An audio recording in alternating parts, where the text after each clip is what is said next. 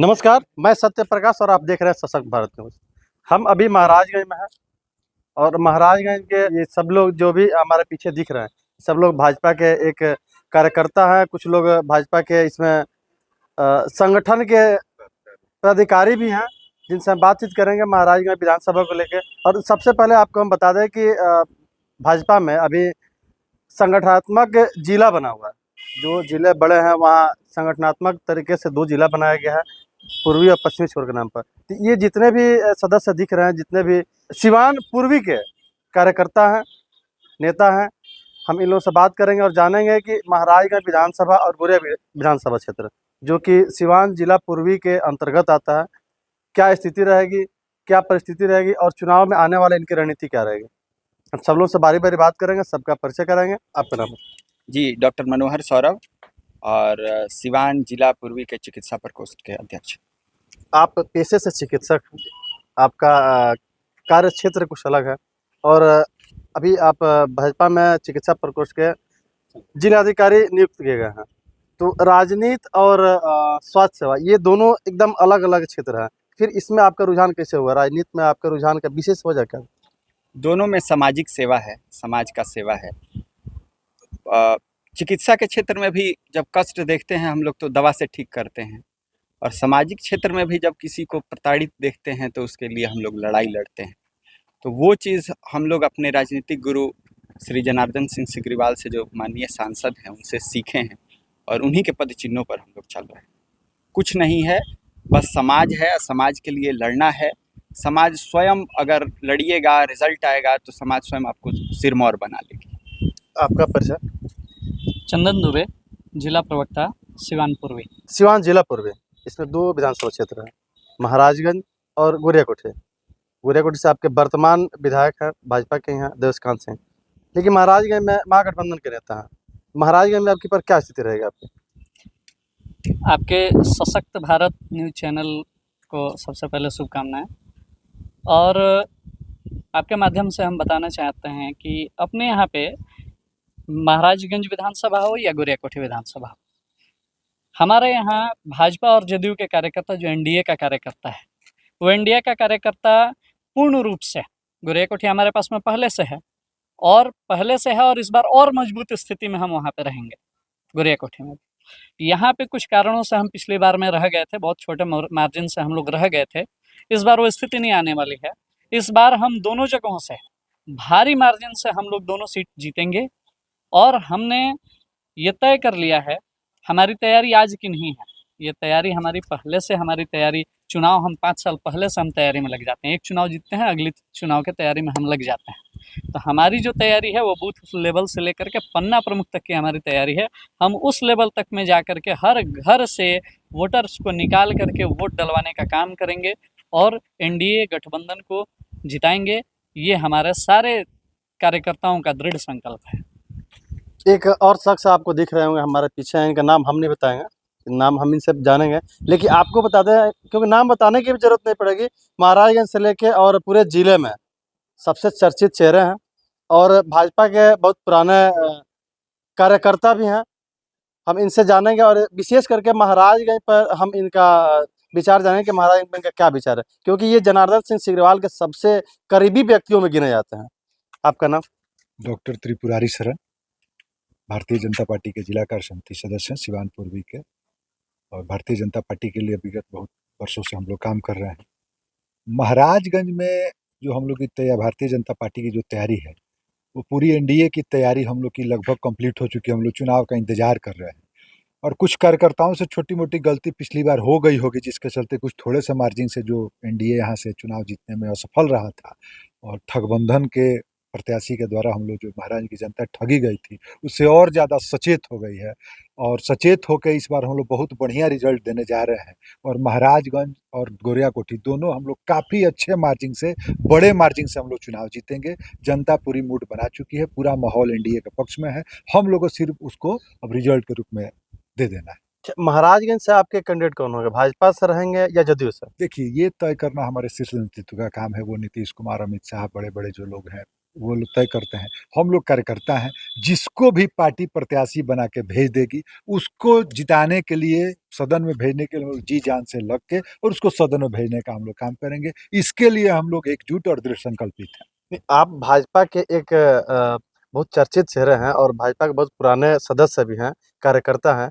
आपके मन में इच्छा होगी ना कि आप भाजपा के हैं तो आपके ही पार्टी से कोई कैंडिडेट आए यहाँ पे? देखिए, इच्छा तो रहती है कि भारतीय जनता पार्टी चुनाव यहाँ लड़े, लेकिन ये थोड़ी सी भी कसक नहीं रहेगी। अगर मेरे सहयोगी दल का भी कोई प्रत्याशी आता है तो कोई कसक नहीं रहेगी और उसको जिताने के लिए हम लोग जी जान से प्रयास करेंगे और सदन में भेजने का काम करेंगे। आपका परिचय जाना है। मैं विद्याभूषण मिश्रा, बीजेपी कार्यकर्ता। हम आपसे जानना चाहेंगे कि जो अभी महाराजगंज और गुरियाकोठी 2 विधानसभा क्षेत्र हैं, जहाँ से अभी वर्तमान में गुरियाकोठी से भाजपा के विधायक हैं देवस्कांत सिंह, जी, और महाराजगंज से महागठबंधन के विधायक हैं जी, बी एस शंकर दुबे। तो जी। आप महाराजगंज से भी क्या भाजपा के कैंडिडेट देखना चाह रहे हैं या जदयू से? अभी त्रिपुरारी भैया जैसे बताया कि ये शीर्ष नेतृत्व का बात है कि बीजेपी या जदयू का कैंडिडेट आएगा, जो आएगा उसके साथ हम लोग हैं।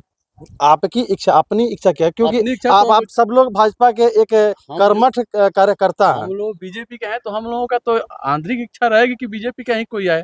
लेकिन जैसे भैया बताया कि अगर जदयू का भी आता है तो हम लोग पूरे जोर शोर से उनका समर्थन करेंगे।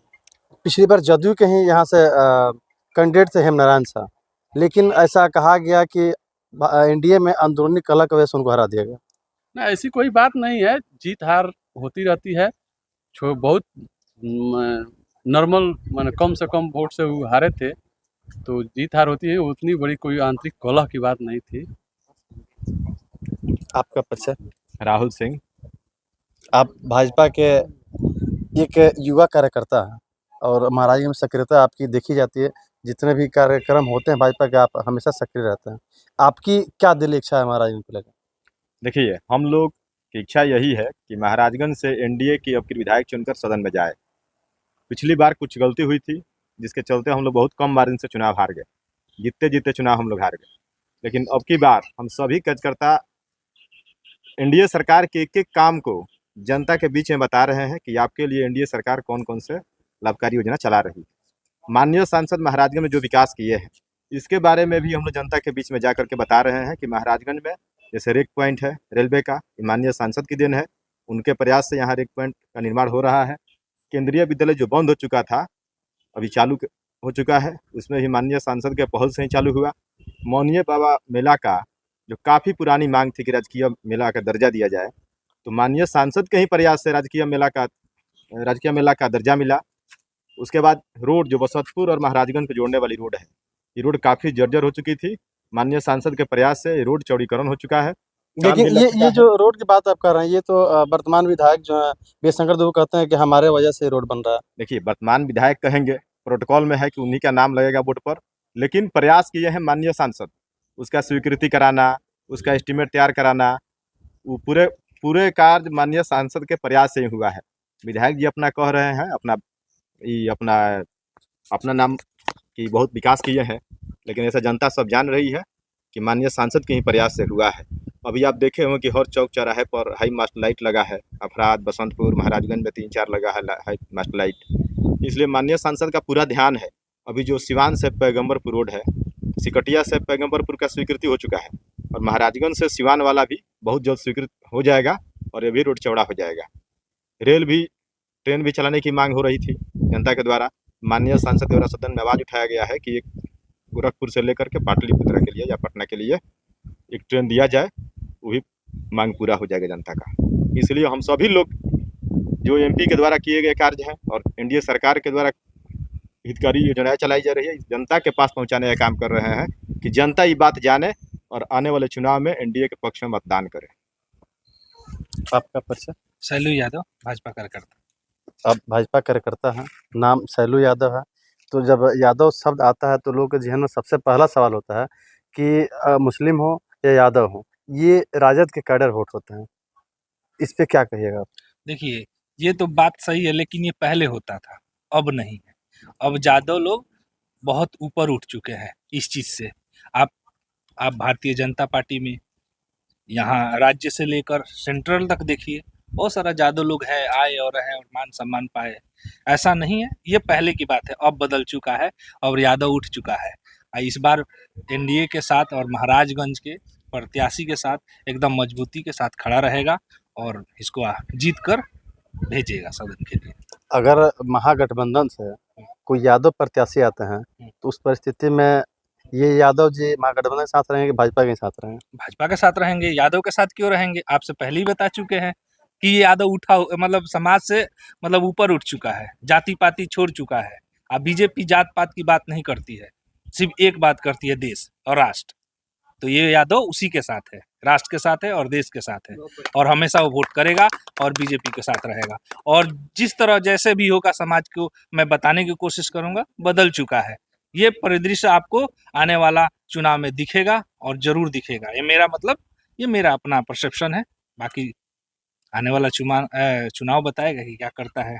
और ये जो आपका मुखर होके जो आपने जवाब दिया, ये बहुत बढ़िया लगा। इसके लिए बहुत बहुत धन्यवाद आपको। और भी बहुत सारे लोग हमारे साथ जुड़े हुए हैं, हम इनसे भी जानेंगे कि महाराजगंज की क्या स्थिति है, राजनीतिक परिदृश्य क्या है। आपका नाम? पंकज कुमार, जिला प्रतिनिधि सीवान पूर्वी। आप सिवान पूर्वी के एक भाजपा के कार्यकर्ता हैं। आपके नज़र से जो महाराज की अभी स्थिति है, अगर कहें तो जाम हो या जल निकासी की समस्या हो, इसमें महाराजगंज बहुत पीछे है, बहुत पिछड़ा हुआ है। तो इसका दोष किसको दीजिएगा, क्योंकि आपकी सरकार है एनडीए के बिहार में? देखिए, पहले की अपेक्षा पहले जो सब्जी का मार्केट लगता था, मेन रोड पे ही लगता था, तो ये उसको अंदर कर दिया गया है। और जो रोड था बरसीरम रोड से जो सीधे जाते थे थाना वाला रोड में, उसको चौड़ीकरण कर दिया गया है। अब वो कुछ फुटपाथी लोग हैं, थोड़ा बहुत ठेला वाला लगाते हैं, तो उनको भी प्रशासन कभी कभी अपना ये करता है, खाली कराता है, मगर फिर लोग आ जाते हैं। तो अभी पहले की अपेक्षा तो बहुत मतलब ये हो गया है। पहले थोड़ा जाम की स्थिति था। जल निकासी भी है, अगर इस पे ध्यान महाराजगंज में किसी जनप्रतिनिधि का नहीं जा रहा है, तो ये दोष किसका है? ये आपकी सरकार दोषी है या वर्तमान विधायक? देखिए, यहाँ का स्थानीय विधायक जो है, मान लीजिए कि मुद्दा उनको उठाना है। बहुत एक देसी कहावत है कि जब तक बच्चा नहीं रोता है, माँ उसको दूध नहीं पिलाती है। तो स्थानीय विधायक है, वह यहाँ रहते ही नहीं है, यहाँ के समस्याओं से उनको कोई मतलब ही नहीं है। आम पब्लिक कहाँ जाएगा? अगर वो इस बात को अगर उठाते, सदन में उठाते, मांग करते, तो सरकार क्यों नहीं करती? ये महाराजगंज के जनप्रतिनिधि है, मांग करनी इनका काम है, मगर ये तो करेंगे नहीं। लोगों ने लेकिन आपके सांसद तो आपके हैं, तो सांसद के माध्यम से भी तो हो सकता था। सांसद महोदय ने बहुत काम किया। अभी जाके देखिए, पोस्ट ऑफिस से जो बहुत मतलब सबसे मतलब वो गंदा रास्ता था, आज के देखिए उसमें काम लगा हुआ है और 2-4 दिन में ठीक हो जाएगा। तो दिन पे दिन निदान हो रहा है उसका। पहले की अपेक्षा बहुत सुधार हो चुका है।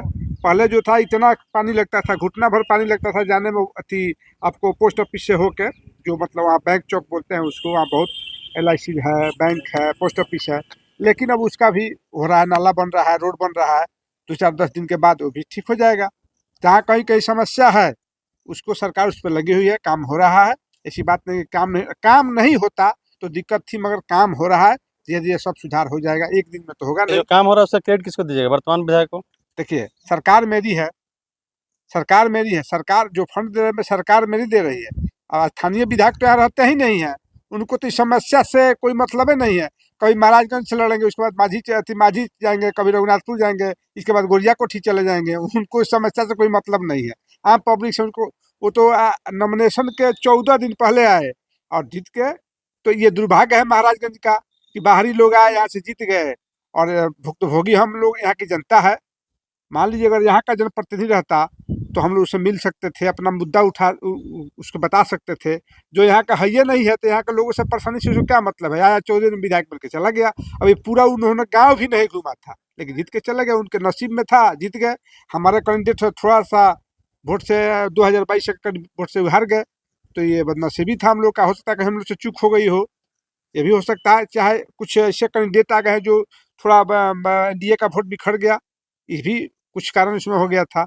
नहीं तो हमारे कैंडिडेट जो हैं अब की बार पुनः आएंगे। हम लोग जी जान से जो पिछले बार की गलतियां हुई है उसको नहीं दोहराएंगे। और जो भी कैंडिडेट आए, चाहे भाजपा का आए, जदयू का आए, NDA से समर्थित कोई भी उम्मीदवार आएगा, हम लोग जी जान से मेहनत करके उनको जिताने का काम करेंगे। वो सदन में जाएंगे, महाराजगंज का जो दशा दुर्दशा है उसके बारे में उठाए, क्योंकि वो लोकल है, स्थानीय है, यहाँ की समस्या को जानते हैं कि यहाँ हल्दीहट्टा बाजार कौन है, मीठाहट्टी बाजार कौन है। जो रघुनाथपुर से आया है उसको क्या पता है कि पोस्ट ऑफिस वाला गली कौन है, हल्दीहट्टा कहाँ है, मीठा बाजार कहाँ लगता है, काजी बाजार कहाँ है, उसे पूछिए, वो बताएंगे, नहीं बता पाएंगे, यहाँ का है ही नहीं है वो।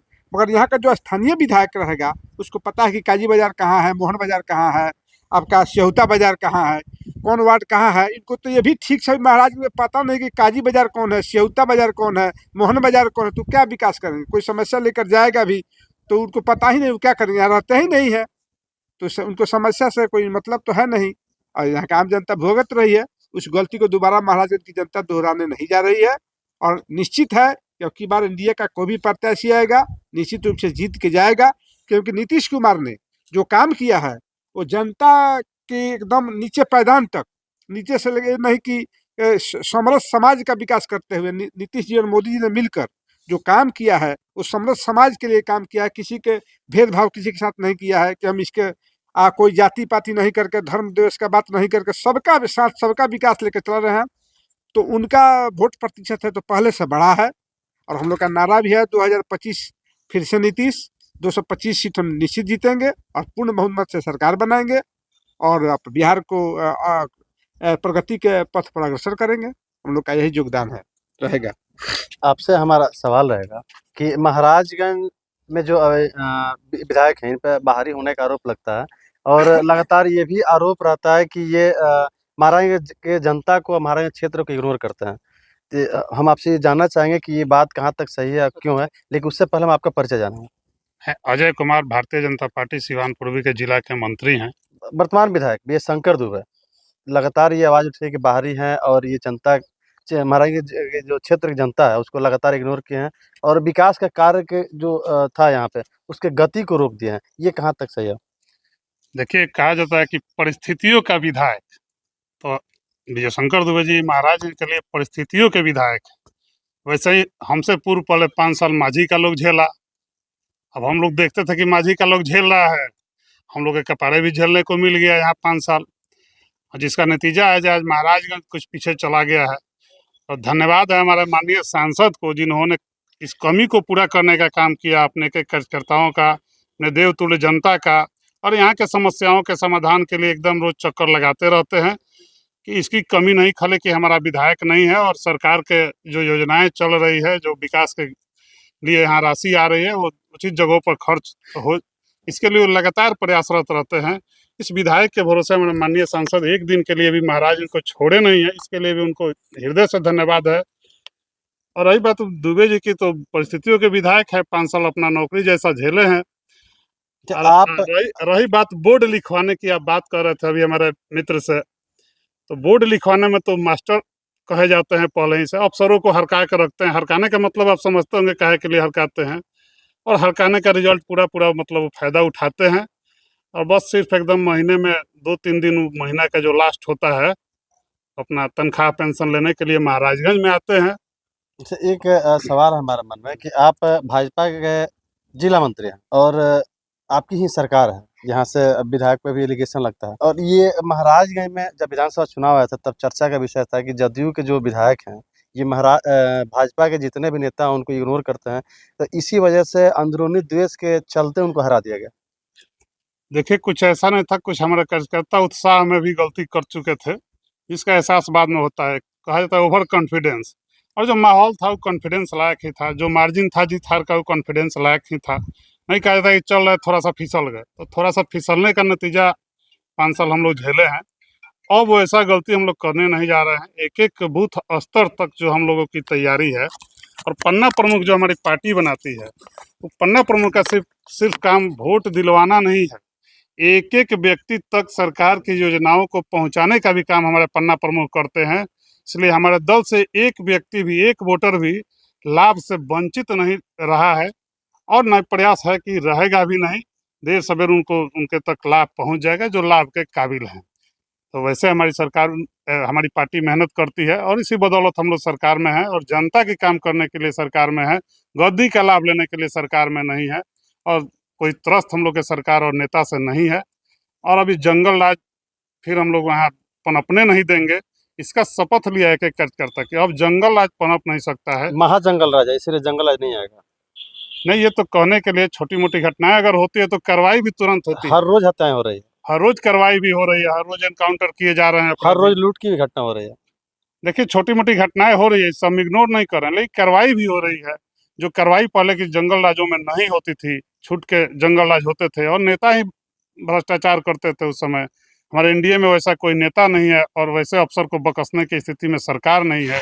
अगर जो कार्रवाई के मूड में नहीं है, तुरंत यहाँ अफसर हटा दिए जाते हैं। आप ये भी देखते हैं, कार्रवाई नहीं करते हैं तो अफसर हटा दिए जाते हैं। और जो भी इस तरह के घटना को अंजाम देता है, एकदम 10 दिनों के अंदर, 5 दिनों के अंदर सलाखों के पीछे देखे जाते हैं। ऐसा कोई नहीं कि कोई गुंडागर्दी करके सड़क पे घूम रहा हो, ऐसा अपराधी देखने को नहीं मिलेंगे। डॉक्टर साहब, आपसे हमारा एक सवाल रहेगा कि आप हमारे जनता को बताइए विकास का पैमाना क्या होता है? विकास का पैमाना है कि क्योंकि कि देखिए एक सवाल पूछने की विशेष वजह था कि आप ही के एक साथी हैं युवा, इन्होंने कहा कि रेक पॉइंट का काम चल रहा है, नली गली का काम चल रहा है, स्ट्रीट लाइटें लगी हैं, तो यही विकास का पैमाना हो सकता है कि इसके अलावा भी कुछ है? नहीं, सबसे बड़ा चीज़ है, ये तो इंफ्रा है, लेकिन भयमुक्त समाज और मिलनसार समाज ये भी एक बहुत मायने रखता है। यहाँ सब लोग एक साथ मिल के रहें, किसी को ये नहीं लगे। अब चुनाव आता है तो लोग देखते हैं कि हाँ भाई, वो महागठबंधन के हैं, ये एनडीए के हैं, समर्थक अलग अलग हैं, लेकिन कभी भी विद्वेष की भावना, कभी द्वेष की भावना कि हाँ भाई उनको ऐसे कर देना है, ऐसा कुछ नहीं होना चाहिए। ये सब लोग आपस में मिलजुल के रहते हैं, वही विकास है। हमारा त्रिपुरारी जी आपसे एक सवाल रहेगा कि महाराज लोकसभा से सटे हुए एक लोकसभा क्षेत्र है छपरा, जहाँ विकास परियोजना के नाम पर 10,000 करोड़ की योजनाएं चल रही है। आप ही के सांसद है पार्टी के राजीव प्रताप रूढ़ी, और महाराजगंज से भी आप ही के सांसद हैं जनार्दन सिंह सिग्रीवाल। तो महाराजगंज लोकसभा में लगभग 100 से लेके 120 करोड़ के आसपास की योजनाएं चल रही है। तो इन एक ही सटे हुए लोकसभा क्षेत्रों में लगभग जमीन आसमान का फर्क। ये क्या कहिएगा, क्या विकास का पैमाना महाराजगंज में 100 करोड़ का है और छपरा में 10,000 करोड़, ऐसा क्यों? देखिए, 10,000 करोड़ और 100 करोड़ का पैमाना का जहाँ तक बात है, तो छपरा हम लोग का कमिश्नरी का हेडक्वार्टर है और महाराजगंज अनुमंडल का हेडक्वार्टर है। संजोग भी है, कुछ ऐसा ही उसका परिसीमन है छपरा का कि वहाँ से 4 लेन होकर गुजरती है, दूसरे जिले को जोड़ती है। कुछ प्रबुद्ध और प्रमुख स्थान है जैसे वैशाली है, चंपारण है, होके गुजरती है। तो चूंकि कुछ बड़े प्रोजेक्ट उसे उधर से होके गुजरते हैं, इसके चलते कुछ ज़्यादा पैसा वहाँ खर्च होता है। लेकिन फिर भी 100 करोड़ और 10,000 करोड़ इसमें बहुत ज़्यादा का फर्क होता है, क्योंकि 10,000 करोड़ जो वहाँ खर्च हो रहा है, तो ऐसा सुनने में आ रहा है कि रोजगार का सृजन बहुत बृहद पैमाने पर होने के लिए हो रहा है। और महाराजगंज में रोजगार सृजन को लेकर माननीय सांसद जो वर्तमान है, अभी तीसरी बार सांसद चुने गए हैं, तो रोजगार को लेकर विशेष इनका कोई कार्य योजना नहीं है। अभी महाराजगंज में आप ही के एक साथी ने बताया कि रेक पॉइंट का काम हो रहा है, बहुत अच्छी चीज़ है, जनता के लिए फायदेमंद चीज़ है।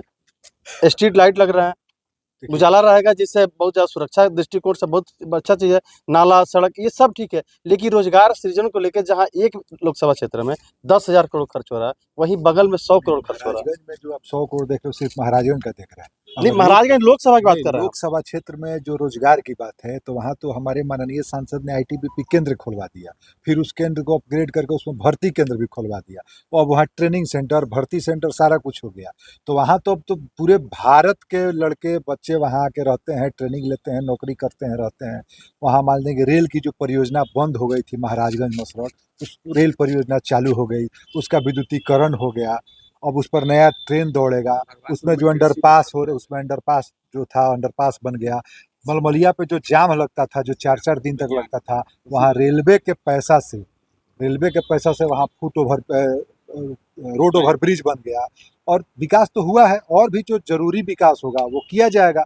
और छपरा चूंकि मुख्यालय है, तो थोड़ा उसके चलते वहाँ डबल डेकर ब्रिज वगैरह है। महाराज में ऐसा डबल उसकी कोई आवश्यकता और ज़रूरत नहीं है, इसलिए वहाँ कुछ पैसे ज़्यादा आपको दिख रहे होंगे।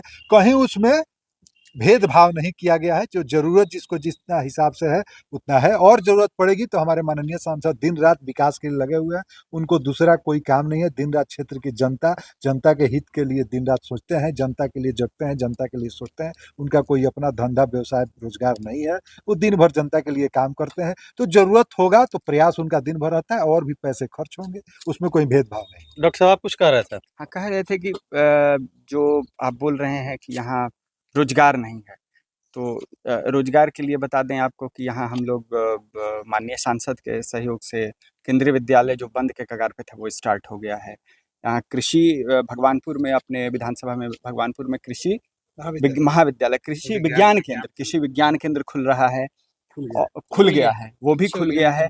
और जितने मतलब शैक्षणिक और जितने अभी सरकार में अपने यहाँ से ढेर सारे लोग, जो पुलिस बल की बहाली हुई है उसमें लोगों का हुआ है, ढेर सारे लोग टीचर हुए हैं। इस तरह से रोजगार का सृजन बहुत हुआ है, व्यवसाय में और सरकारी नौकरियों में बहुत सारे व्यवसाय। चलिए, बहुत बहुत धन्यवाद। आप सुन रहे थे कि सभी लोग भाजपा के समर्थी कार्यकर्ता हैं, और खैर किसी भी पार्टी के कोई भी कार्यकर्ता हो तो सबसे पहले प्राथमिकता होती है कि अपने सरकार का पक्ष करना, अपने पार्टी का पक्ष करना। इस हिसाब से सब लोगों ने अपनी अपनी बातें रखी। हमने जो भी सवाल किए सबका इन्होंने बेबाकी से जवाब दिया। लेकिन इतना ही नहीं, इसके आगे भी महाराजगंज से जुड़ी हुई बहुत सारी खबरें हम आपके लिए लाएंगे। तीखे मीठे सवाल आते रहेंगे। आप हमारे साथ जुड़े रहिए, बने रहिए और देखते रहिए सशक्त भारत। तब तक ले जय हिंद, नमस्कार।